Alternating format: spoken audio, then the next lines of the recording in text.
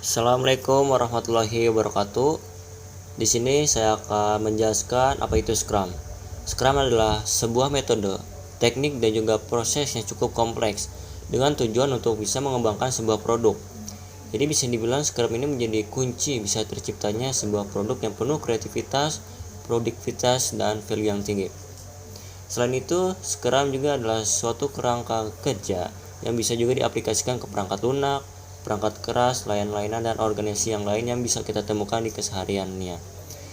Nah, jadi juga Scrum ini juga bisa mengetahui gitu seberapa efektifnya hasil kerja perkembangan produk yang kita buat sendiri dan juga mengetahui efektif dari memanajemen produknya. Baik, perkenalkan nama saya Sisnawati. Di sini saya akan menjelaskan mengenai Scrum Master, Development, serta Owner. Scrum Master adalah orang yang bertanggung jawab untuk memastikan proses Scrum dalam sebuah proyek dapat berjalan dengan lancar.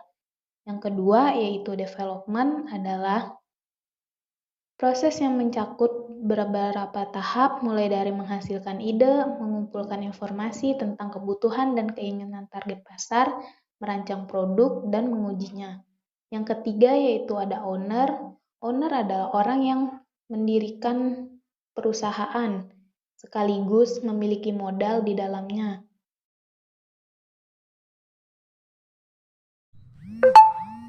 Baik, saya Tiara. Saya akan menjelaskan mengenai Scrum Artifacts. Scrum Artifacts merupakan bagian dari kerangka kerja dari Scrum untuk mempresentasikan pekerjaan atau nilai bisnis guna terciptanya transparansi informasi. Nah, transparansi informasi ini merupakan penyamaan pandangan mengenai produk yang akan dibuat sehingga baik dari product owner ataupun development teams-nya itu tidak akan terjadi kesalahpahaman dalam pengembangan produknya. Selanjutnya, dalam Scrum Artifacts ini terdapat 3 poin utama. Yang pertama ada product backlog, yang kedua ada sprint backlog, dan yang ketiga ada product increment. Nah, produk backlog itu merupakan daftar pekerjaan yang diprioritaskan tim pengembang sesuai roadmap atau requirements dari product owner. Selanjutnya, untuk sprint backlog merupakan kesepakatan yang dibangun oleh development team dengan product owner tentang bagian mana saja yang akan dikerjakan oleh development team selama satu sprint. Dan sehingga sprint itu nanti akan menghasilkan sebuah sprint goals. Selanjutnya ada increment. Increment merupakan hasil dari sprint backlog yang telah dikerjakan oleh development team, di mana yang dikerjakannya itu baik selama satu sprint atau sprint sebelumnya. Assalamualaikum warahmatullahi wabarakatuh. Di sini saya Pengku akan mempresentasikan skema dari Scrum yang telah kelompok kami buat.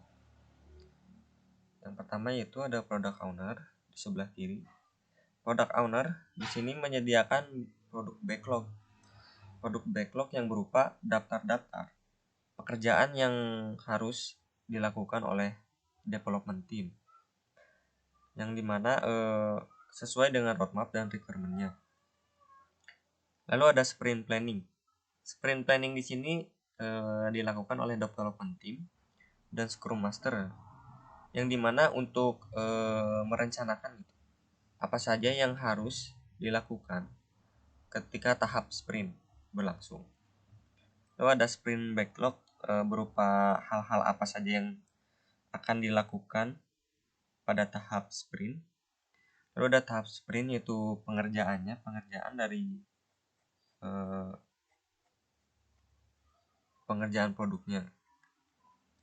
Di tahap sprint ini ada daily scrum yaitu berupa batasan ya atau waktu maksimal. Biasanya waktu maksimalnya itu 15 menit. Pada tahap ini bertujuan untuk mensinkronkan pekerjaan antar tim pengembang. Lalu ada sprint review. Nah, sprint review ini seperti mendemokan ya atau mereview gitu produk yang sudah dibangun selama tahap sprint, gunanya untuk menunjukkan gitu kemajuan dari pengembangannya sudah sampai mana.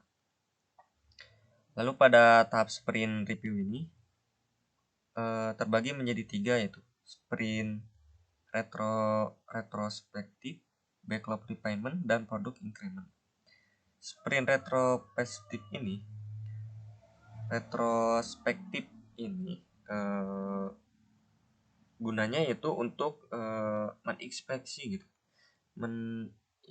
inspeksi atau meriksa kembali dari produk yang telah dibuat ini, guna untuk memperbaiki terus-menerus gitu apabila masih kurang. Lalu ada backlog refinement.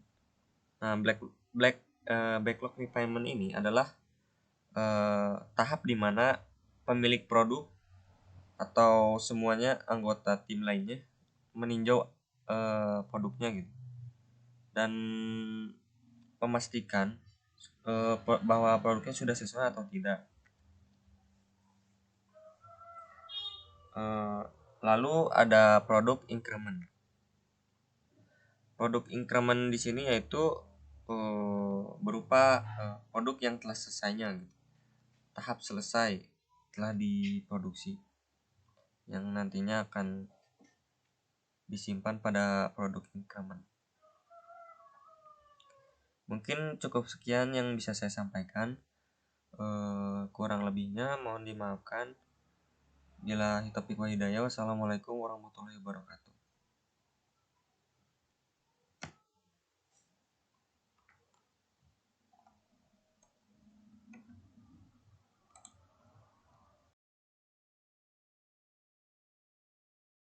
Di sini saya akan menjelaskan tentang Brundon chart dan Brundon up.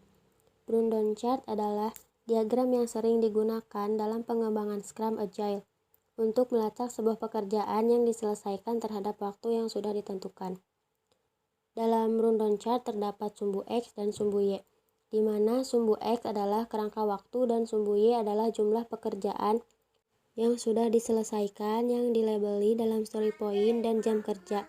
Dalam Brundon chart yang kita miliki, story point memiliki skala 0 sampai 240 dan memiliki 3 sprint. Sprint pertama memiliki story point 186 dan sprint kedua memiliki story point 133 dan sprint ketiga memiliki story point 100.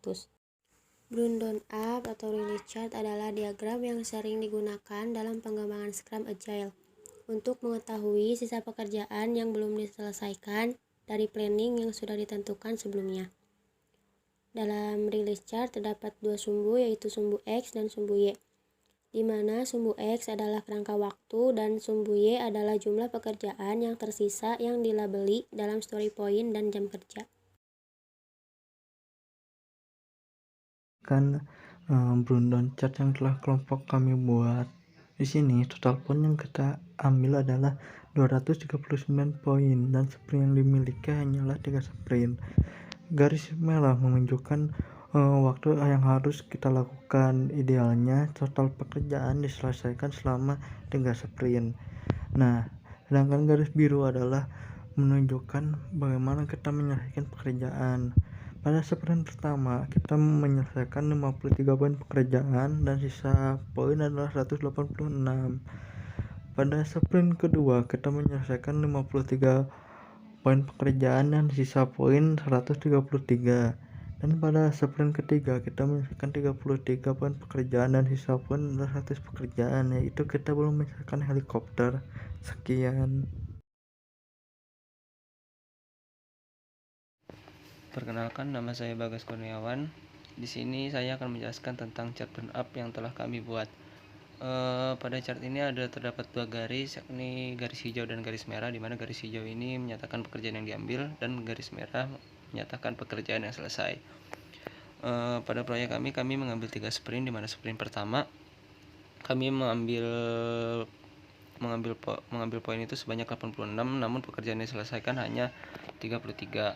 Lalu pada sprint kedua kami mengambil 139 poin dan yang berhasil dikerjakan 86 poin, dan yang sprint ketiga kami mengambil sebanyak 239 poin dan pekerjaan yang bisa diselesaikan hanya 139 poin. Jadi pada kesimpulannya adalah pada sprint 1 kita hanya menyelesaikan sebanyak 33 poin, sprint 2 53 poin, dan sprint 3 sebanyak 53 poin. Jadi total keseluruhan adalah 139 poin, sedangkan pekerjaan yang diambil aja 239, yakni minus 100, dimana kami tidak bisa menyelesaikan pembuatan helikopter. Terima kasih.